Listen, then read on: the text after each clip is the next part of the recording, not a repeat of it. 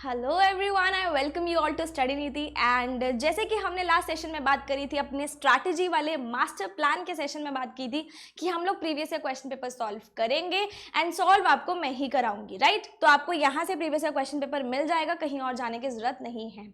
तो इन सेशंस के अंदर मैं क्या करूंगी ना, रीजनिंग और कॉन्स मैंने लिया है, इंग्लिश का भी आपको इसी चैनल पर अवेलेबल हो जाएगा प्रीवियस ईयर क्वेश्चन पेपर। तो रीजनिंग और कॉन्स का मैंने लिया है, हम लोग इसको थोड़ा थोड़ा टॉपिक वाइज डिवाइड करेंगे। जैसे आज का जो सेशन है वो रहने वाला है एसबीआई क्लर्क प्रीलिम्स 2020 में जितने भी क्वेश्चंस आए थे पजल एंड सिटिंग अरेंजमेंट के, वो आज आपको मैं यहाँ पे कराऊंगी। ये प्रीवियस ईयर क्वेश्चन पेपर्स है या फिर आप कह लो मेमोरी बेस्ड हैं, मेमोरी बेस्ड भी इन्हीं को ही बोलते हैं। तो 2020 मतलब जो लास्ट ईयर हुआ है फ्रेश एग्जाम, उसी का ही करवाऊंगी। एंड अगले सेशन में हम लोग मतलब इसका जो रीजनिंग का नेक्स्ट सेशन होगा उसमें हम लोग जो बाकी के टॉपिक्स बचे हैं लाइक सिलॉग्स, इनइक्वालिटीज, डायरेक्शन सेंस, वो हम नेक्स्ट टॉपिक में करेंगे। वीडियो को मैं सेशन को मैं ज़्यादा लंबा नहीं बनाऊंगी ताकि आपको भी बोर्डम सा फील ना हो और आपकी भी एनर्जी लो ना हो जाए। साथ ही साथ मैं तो चलो पढ़ाई दूंगी। एंड क्वांट की भी सेशन मैं लूंगी, तो क्वांट में भी अर्थमेटिक और डेटा इंटरप्रिटेशंस और बाकी के जो miscellaneous topics like simplification, approximation, ये जो टॉपिक्स बचते हैं इनके भी आपको सेशंस मिल जाएंगे। तो विद इन 3-4 डेज में आपको ये सब चीज़ें कंप्लीट करवा दूंगी। एंड 3-4 डेज में पूरा मेमोरी बेस्ड हो जाना it is not a bad deal, क्योंकि आप डेली बेसिस पे कर रहे हो। तो आई होप आप इस सीरीज को मेरे साथ कंटिन्यू रखोगे एंड सारा का सारा प्रीलिम्स का पेपर आप मेरे साथ साथ सॉल्व कर लोगे। So without any further ado हम लोग अपने पहले क्वेश्चन से शुरू करते हैं। एंड यहाँ पे मैं आपको क्वेश्चन पहले डिस्प्ले कर देती हूँ। This is the first question, first seating arrangement. And हाँ, एक चीज और, मैंने यहाँ पे ना 2 शिफ्ट्स के लिए हैं। I have taken question from 2 shifts में लिए हैं। एंड क्वेश्चंस का जो लेवल है दोनों शिफ्ट्स का सेम था, ज़्यादा लेवल में डिफरेंस नहीं था, टाइप्स ऑफ क्वेश्चन में डिफरेंस था, तो मेरे को मैक्सिमम इतना ही मिल पाया। एंड आप ये मत सोचना कि आपके शिफ्ट में एकदम ही अलग आ जाएगा और किसी और की शिफ्ट में एकदम ही अलग आ जाएगा। मिक्स्ड क्वेश्चंस हैं दोनों शिफ्ट्स के, तो आप खुद देखोगे तो आपको भी पता चलेगा कि इतना लेवल का डिफरेंस नहीं है। क्वेश्चन मैं आपको दोनों में डिस्प्ले करूंगी पहले, ताकि हिंदी वाले आराम से स्क्रीनशॉट ले सकें और इंग्लिश में फिर हम लोग आराम से इसको सॉल्व कर सकें। ओके, तो पहला क्वेश्चन हमारे पास आया पैरेलल रो सिटिंग अरेंजमेंट का। पैरेलल रो सिटिंग अरेंजमेंट मैंने आपको बोला है कि पैरेलल रो भी इंपॉर्टेंट होती है, बॉक्स पजल भी इंपॉर्टेंट होती है, अनसर्टेन नंबर ऑफ पीपल भी इंपॉर्टेंट होती है। इस तरीके की कुछ पजल्स इंपॉर्टेंट होती है और जिसका सेशन जो है आपको जल्दी मिल जाएगा, क्योंकि मैं प्रीवियस ईयर पेपर का सारा एनालिसिस करूंगी कि पास्ट ट्रेंड्स हमारे किस तरीके से चलते आ रहे हैं, राइट। तो पास्ट ट्रेंड्स जो हमारे चलते आ रहे हैं कुछ 2 सालों से या 3 सालों से, उन सब का एनालिसिस मैं करूंगी यहाँ पे इसी यूट्यूब चैनल पे। तो आपको पता चल जाएगा कि हमारा ट्रेंड किस तरफ का रहता है और ज़्यादा इंपॉर्टेंस कौन से टॉपिक को हमने देनी है, राइट। तो ये भी बहुत ज़्यादा मोस्ट कॉमनली आज टॉपिक होता है parallel row sitting arrangement, and बहुत ज़्यादा पूछा जाता है। देखो क्वेश्चन में बोला क्या है, 12 people are sitting in 2 parallel rows containing 6 people each and that there is an equal distance between the 2 adjacent persons। एक रो में बैठे हैं 6 पर्सन, एक रो में बैठे हैं और 6 पर्सन अगली रो में बैठे हैं। अगर पैरेलल बोल रहा है तो दोनों रोज इस तरीके से होंगी, parallel. These are parallel rows, ऊपर बैठेंगे नीचे बैठेंगे और जो पर्सन है आमने सामने एक दूसरे को फेस करेंगे।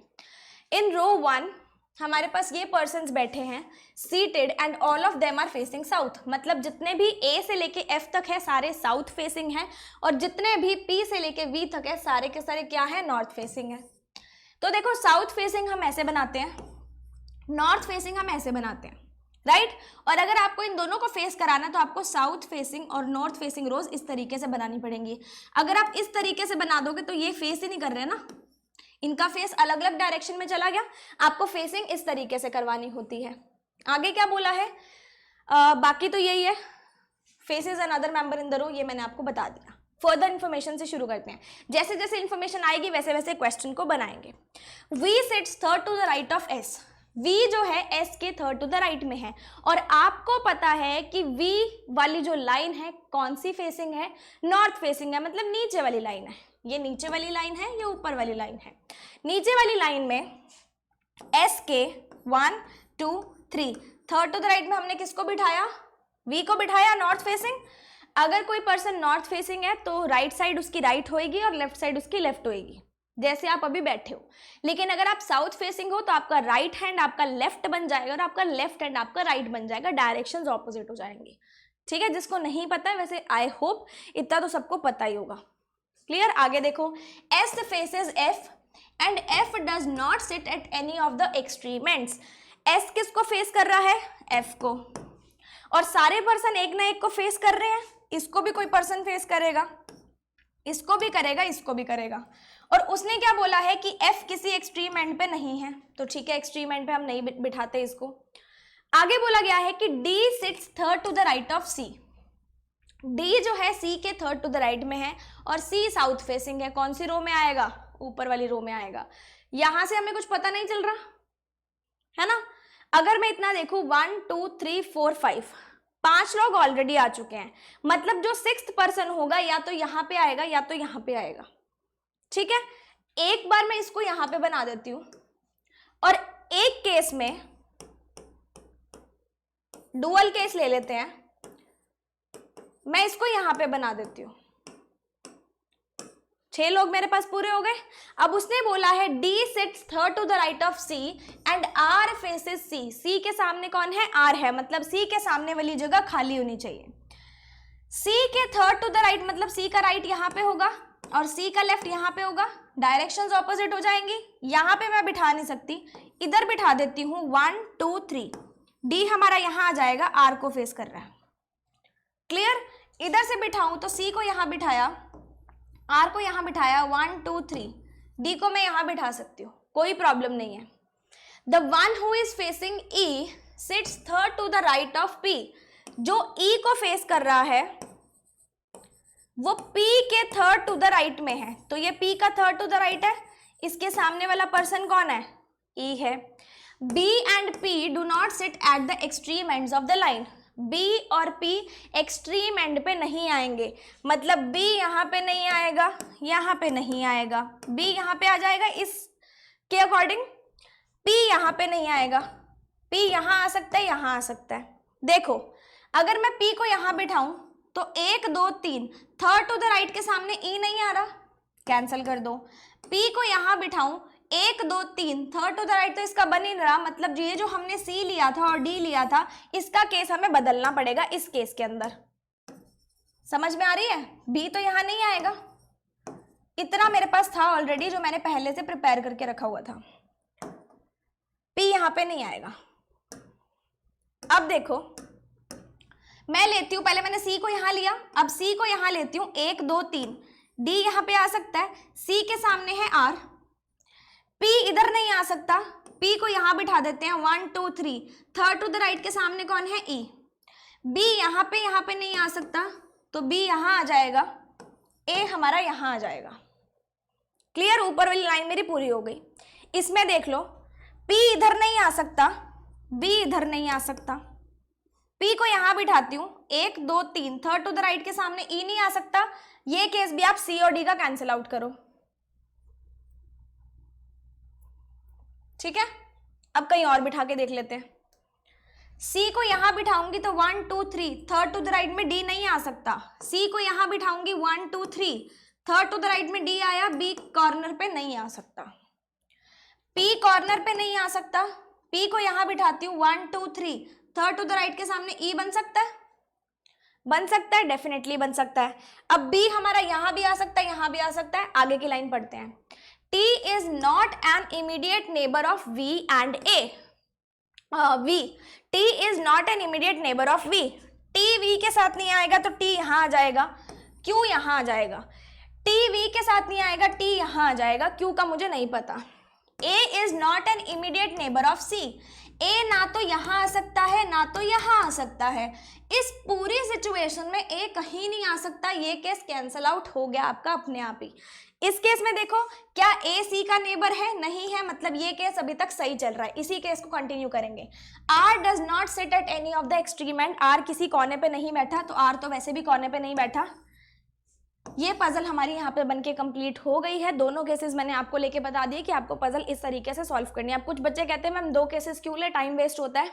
मैं पर्सनली ऐसे ही करती थी, एंड जब आप प्रैक्टिस करते हो ना तो आपके हाथ इस तरीके से ही चलने लगते हैं कि फटाफट से 2 केस बन जाते हैं। ठीक है, तो it requires your practice, practice से ही आपको सब कुछ क्लियर हो जाएगा। अब चलते हैं हम लोग अपने नेक्स्ट क्वेश्चन पे, which is of also puzzle and sitting arrangement.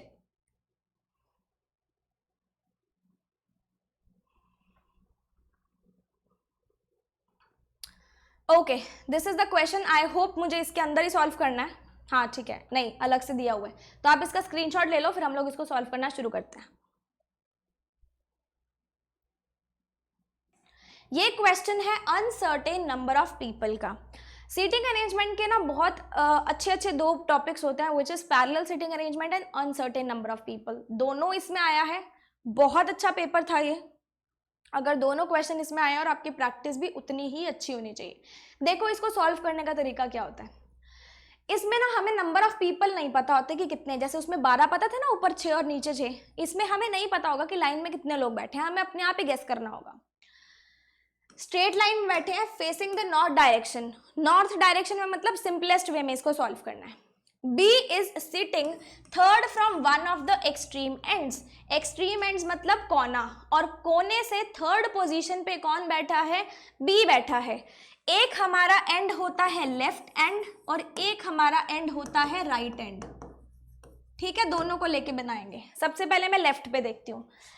ये कोना है 1 2 3, मतलब इसके बाद कोई पर्सन नहीं आएगा। तीसरे पे B बैठा है।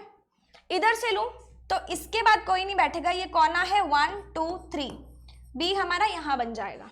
Clear? Only 5 people are sitting between B and F। ये एकदम बेसिक क्वेश्चन है। B और F के बीच में 5 लोग हैं। 1 2 3 4 5, 5 लोग बनाए, F यहां पे आ गया। 1 2 3 4 5, 5 लोग बनाए, F यहां पे आ गया। J is sitting second to the right of F। F के second to the right, north direction है तो यहां बन जाएगा। इधर से 1 and 2 second to the right यहां बन जाएगा। Okay, only 3 people sit to the right of J। J के राइट में सिर्फ 3 लोग हैं। 3 लोग से आगे कोई होना ही नहीं चाहिए। रास्ता बंद हो गया, गली बंद हो गई। 1 2 3, गली बंद कर दो। क्लियर? 1 2 3 4 5 6, इसकी राइट में कितने लोग हैं? 6, मतलब ये वाला केस क्या हो गया आपका? कैंसल आउट हो गया। Only 4 people sit between J and K। J और K के बीच में 4 लोग हैं।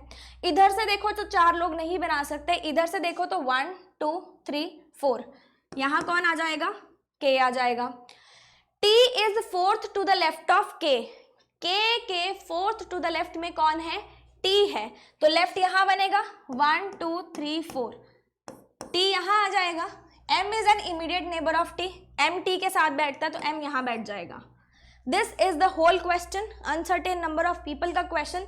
तो 1 2 3 4 5 6 7 8 9 10 11 12 13 14, 14 ही है ना? 3 और 3 6 और 3 9 और 3 12 और 2 14, 14 लोग इस पूरी की पूरी लाइन में बैठे हैं, हमने निकाल लिए। अब फर्दर क्वेश्चन आप खुद अपने हिसाब से कर सकते हो। वो नंबर ऑफ पीपल पूछ लेगा, M के सेकंड टू द राइट में पूछ लेगा, थर्ड टू द राइट में पूछ लेगा। इस तरीके से आपके क्वेश्चंस बनेंगे, तो उतना आप खुद कर भी सकते हो। आई होप आपको ये चीज़ अच्छे से क्लियर होगी, ये पजल आपको अच्छे से क्लियर हो गई होगी। अब हम चलते हैं अपने नेक्स्ट क्वेश्चन पे।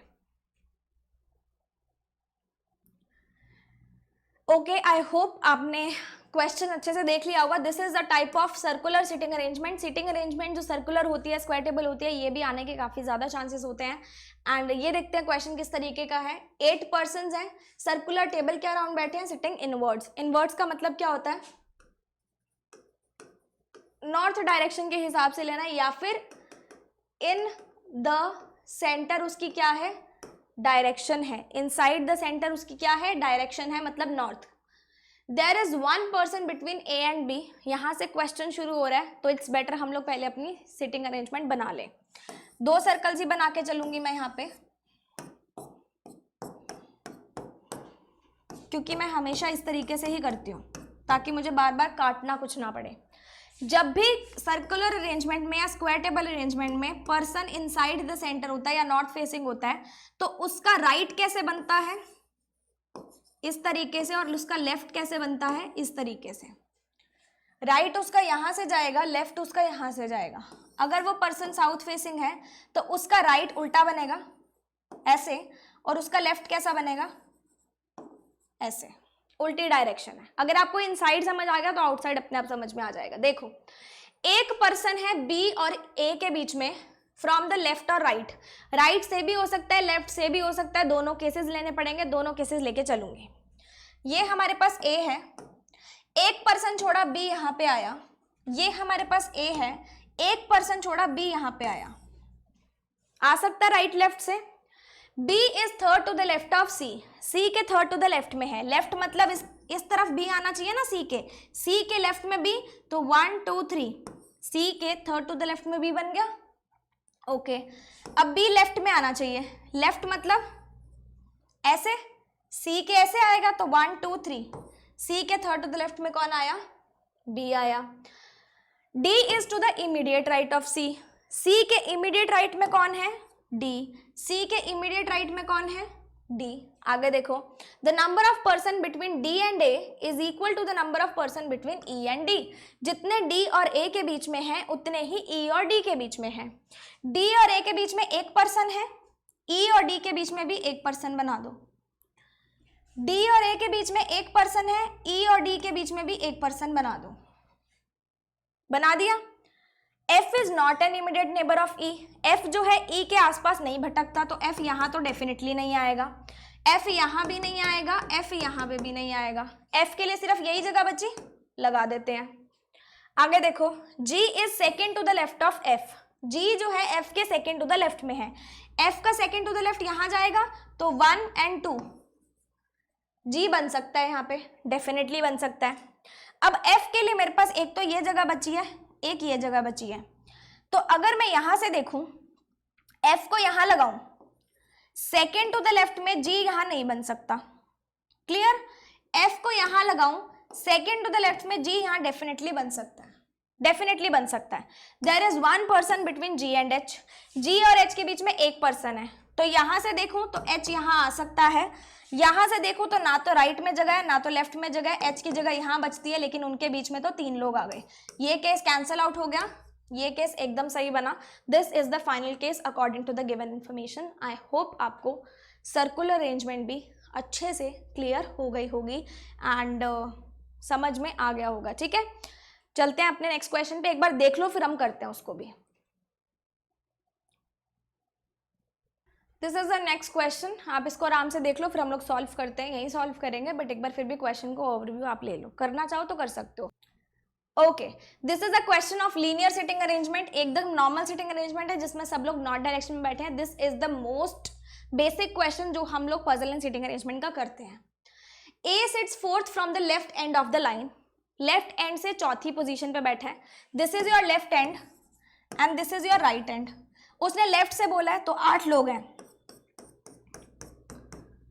1 2 3 4, ए यहां बैठ जाएगा, 1 2 3 4, ए यहां पे बैठ जाएगा। There is 1 person between A and H, A और एच के बीच में एक पर्सन है, वो राइट से भी हो सकता है, वो लेफ्ट से भी हो सकता है, क्योंकि उसने क्वेश्चन में मेंशन नहीं किया। पहले ले लो लेफ्ट से, फिर ले लो राइट से, जैसे आपका दिल करे। C sits to the immediate right of H, H के इमीडिएट राइट में कौन है, सी है, एच के इमीडिएट राइट में कौन है, सी है। More than 3 person are sitting between C and E, C और ई के बीच में 3 से ज्यादा लोग हैं। देखो 3 से ज्यादा मतलब 4 5 6 7 8 हो सकते हैं, लेकिन 3 नहीं हो सकते। 1 2 3 4, 4 लोग आ गए 3 से ज्यादा, मैक्सिमम पॉइंट ई यहाँ पे बैठ जाएगा। 1 2 3 4, 4 लोग आ गए, ई हमारा यहां भी आ सकता है, यहां भी आ सकता है। G sits to the immediate left of E, E के इमीडिएट लेफ्ट पे कौन है, G है, तो E के इमीडिएट लेफ्ट पे G आ गया और E के इमीडिएट लेफ्ट पे G आ गया, बिकॉज E को अगर हम लोग यहां बिठाते तो G यहां नहीं आ सकता था। There is 1 person between G and B, G और B के बीच में सिर्फ एक पर्सन है, तो यहां से देखोगे तो यहां B आ जाएगा, यहां से देखोगे तो यहां पे B आ जाएगा। D sits at one of the position right to F, F की राइट साइड में बैठेगा, F की राइट साइड में बैठेगा तो D यहाँ आ जाएगा, और F की राइट साइड में बैठेगा तो D यहाँ आ जाएगा। लेकिन C और D आपस में नेबर्स नहीं हैं, C और D आपस में नेबर्स नहीं हैं, ये पूरा का पूरा केस कैंसिल हो गया और ये वाला केस एकदम आपका सही बन गया। आई होप आपने भी ऐसा ही बनाया होगा, I hope the voice is clear, I hope आपने भी ऐसा ही बनाया होगा एंड आपसे भी इजीली बन गया होगा। अब चलते हैं हम लोग अपने नेक्स्ट क्वेश्चन पे and probably the last question, इसको देख लो फिर हम लोग question, just wait for a second.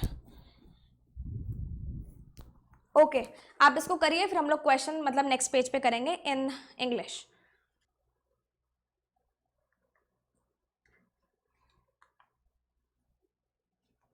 Okay this is a question of floor based sitting arrangement कह लो।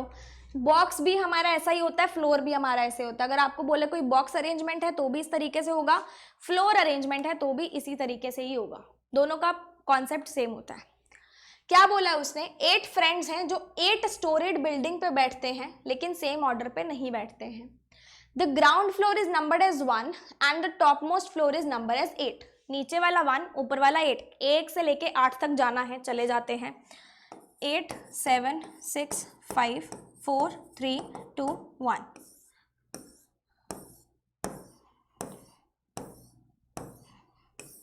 ओके क्या बोलता है, only 3 people live between A and F. Who का मतलब सेकेंड पर्सन, और अगर यहाँ पे एंड आता तो फर्स्ट पर्सन। हु का मतलब सेकेंड पर्सन, एंड का मतलब फर्स्ट पर्सन। एफ कहाँ पे रहता है, लोअर मोस्ट फ्लोर पे, मतलब फ्लोर नंबर 1 पे। एफ को लगाया, दोनों के बीच में कितने लोग हैं, 1 2 3। ए आ गया यहाँ पे। Only 2 people live above G. Who का मतलब second person, who is not an immediate neighbour of H. सिर्फ और सिर्फ जी के ऊपर 2 लोग ही रहते हैं, जी के ऊपर सिर्फ 2, मतलब एक तो ये एक तो ये। जी यहाँ पे आ जाएगा, और ये किसका इमीडिएट नेबर नहीं है, एच का, तो एच यहाँ पे नहीं आ सकता। Only 2 people live between A and D. A और डी के बीच में 2 लोग हैं, यहां से 2 छोड़ूंगी तो डी यहां आ सकता है, यहां से 2 छोड़ूंगी तो डी यहां पे भी आ सकता है, 2 केसेस बन सकते हैं। C lives on an odd numbered floor above D. C जो है ओड नंबर फ्लोर पे रहता है डी से ऊपर। अब अगर डी को यहां बिठाऊंगी तो डी से ऊपर सी तो नहीं बन सकता, ये केस कैंसिल करो। डी को यहां बिठाओ, सी को ऊपर बिठाना है ऑड पे। ऑड पे मतलब सी जो है 3 पे भी बैठ सकता है और 7 पे भी बैठ सकता है। E lives on a floor immediately above H. H से immediately above वाले फ्लोर पे रहेगा, मतलब H और E साथ में आएंगे, 2 ब्लॉक्स खाली चाहिए। यहाँ पे H और E नहीं लगा सकते क्योंकि H यहाँ नहीं आ सकता, H यहाँ लगाओ, E यहाँ लगाओ, C हमारा यहाँ आ जाएगा और बचा हमारे पास कौन सा B, तो B यहाँ आ जाएगा। This is the final arrangement of this question. I hope आपको अच्छे से क्लियर हो गया होगा। एंड ये सारे क्वेश्चंस थे जो 2 शिफ्ट्स में हमारे पास आए थे। एंड जो हमारा प्रीलिम्स एग्जामिनेशन होता है क्लरिकल का, बेसिकली उसमें ज़्यादा फोकस हमारा मिसलेनियस पे भी किया जाता है, ठीक है। 5 क्वेश्चन थे 2 शिफ्ट के, लेवल दोनों का मिक्स था। अगर आपको लगता है कि पैरेलल और अनसर्टेन एक में आए थे तो नहीं, क्वेश्चन मैंने ऐसे रखे हैं, first shift second shift, first shift second shift, इस तरीके से क्वेश्चन मैंने इसके अंदर ऑल्टरनेटेड बेसिस पे रखे थे। एंड आई होप 5 क्वेश्चन आपके अच्छे से हो गए होंगे। एंड नेक्स्ट सेशन में मैं आपको कराऊंगी ऑल DIs एंड केसलेट्स, जो कि हमारे SBI क्लरिकल प्रीलिम्स 2020 में आई थी। जितनी ज़्यादा शिफ्ट्स का मुझे मिल सकेगा, इसमें तो 2 का ही मिला, उतनी ज़्यादा शिफ्ट्स का मैं आपको यहाँ पे जो कंटेंट है वो प्रोवाइड कर दूंगी। तो सीरीज़ में बने रहना, प्लीज़ इसको फॉलो करना, अपने आप को एनालाइज करना कि क्या आपसे इतने बेसिक क्वेश्चंस एग्जाम लेवल के सॉल्व हो पा रहे हैं या फिर नहीं हो पा रहे। This was all for today, signing off. मिलते हैं नेक्स्ट सेशन में। मैं होप करूंगी कि आप सभी मुझे नेक्स्ट सेशन में डेफिनेटली मिलोगे। मैं तो आपको यहीं मिलूंगी, आप मुझे मिलोगे या नहीं वो आपके ऊपर डिपेंड करता है। एंड येस, अगर आपको सेशन अच्छा लगा हो तो प्लीज़ इस सेशन को ज़्यादा से ज़्यादा शेयर करना। एंड चैनल पे अगर आपको क्वालिटी कंटेंट मिल रहा है, आपको लगता है, तो चैनल को सब्सक्राइब भी कर लेना और नोटिफिकेशंस आपके पास आ जाएंगी if you press the bell icon. Okay, description में मैं आपको मेरे अदर प्लेटफॉर्म्स के लिंक दे दूंगी, उन पर भी आप मुझे फॉलो कर सकते हो। इंस्टाग्राम ID का लिंक दे दूंगी, उस पर आप मुझसे अपनी पर्सनल क्वेरीज पूछ सकते हो। So yes, till stay tuned till the next session, and for this session and for your just entire life, stay blessed, stay happy, stay safe in these difficult times, and I hope your families are also staying safe। and अगर किसी को भी छोटी सी भी problem हो रही है तो बस भगवान से यही इच्छा रहती है कि सबको स्वस्थ रखें, सबको अच्छा रखें। and goodbye।